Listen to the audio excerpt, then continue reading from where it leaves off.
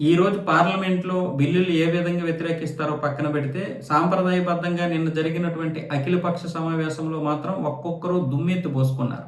అయితే ఇక్కడ సమాజ్‌వాదీ పార్టీ, కాంగ్రెసు మరికొన్ని పార్టీలు మాత్రం బిల్లులు పాస్ అయ్యే ప్రసక్తే లేదని స్పష్టంగా చెప్పేసాయి. ఏ బిల్లు అంటే డీలిమిటేషన్ బిల్లు.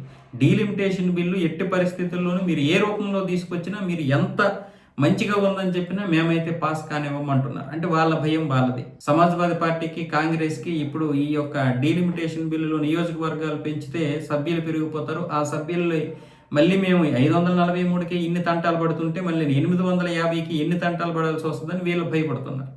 అందుకే అఖిలేష్ యాదవ్ ఏమంటున్నాడంటే ఆయన వర్గీయులు, ఆయన పార్టీకి చెందినటువంటి ఎంపీలందరూ ఏమంటున్నారంటే ఎట్టి పరిస్థితుల్లోనూ మేము ఈ బిల్లుని పాస్ కానివ్వము, దానికి వంతపడుతుంది కాంగ్రెస్. కానీ ఇక్కడ డిఎంకే మాత్రం ఏం చెప్తుందంటే డీలిమిటేషన్ బిల్లుకి మేము మద్దతు తెలపాలి అంటే దీంట్లో కొన్ని లొసుగులు ఉన్నాయి, వాటికి క్లారిటీ ఇవ్వాలి. దక్షిణాదికి ఏదైనా అన్యాయం జరిగే విధంగా ప్రభావం గనక చూపించిందంటే ఎట్టి పరిస్థితుల్లోనూ మేము ఈ బిల్లుని పాస్ అవ్వనివ్వము, వ్యతిరేకంగానే ఓటు వేస్తామని చెప్పేశారు. తప్పేమీ లేదు.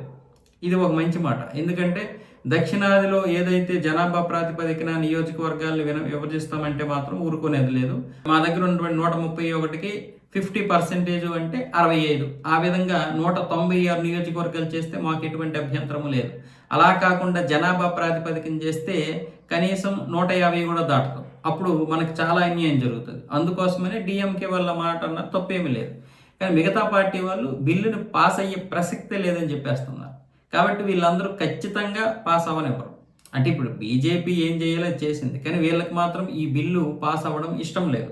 అలాగే మహిళా సాధికారత బిల్లు కూడా పాస్ అవ్వడం ఇష్టం లేదు. కానీ డైరెక్ట్గా చెప్పలేకపోయారు. ఎందుకు అంటే అలా చెప్తే మహిళలందరికీ వ్యతిరేకం అని చెప్పి మళ్ళీ బీజేపీ వీళ్ళందరినీ ఎండగట్టేస్తుంది. కాబట్టి ఈ విధంగా ధైర్యంగా చెప్పలేకపోయారు. కానీ దానికి కూడా వీళ్ళు సపోర్ట్ చేయలేరు. ఇక వందే మాత్రం ఏదైతే ఉందో వందే మాత్రం పూర్తిగా పాడాల్సిందే, ఆలపించాల్సిందే. ఒకవేళ ఏమైనా అవమానం చేస్తే 3 సంవత్సరాల జైలు శిక్ష. 1971 చట్టం ప్రకారం ఏదైతే జాతీయ గీతం, జాతీయ జెండాలతో అంటే మన జాతీయ కలర్ ఉన్నటువంటి జెండాలతో ఉన్నటువంటి దాన్ని అవమానించిన, జాతీయ గీతాన్ని అవమానించిన, రాజ్యాంగాన్ని అవమానించిన ఇంత కఠినమైనటువంటి శిక్షలు ఉన్నాయో వందే మాత్రాన్ని అవమానించిన అవే శిక్షలు అమలవుతాయి అని చెప్పి ఇప్పుడు ఆ చట్టాన్ని కొంచెం సవరణ చేయబోతున్నారు.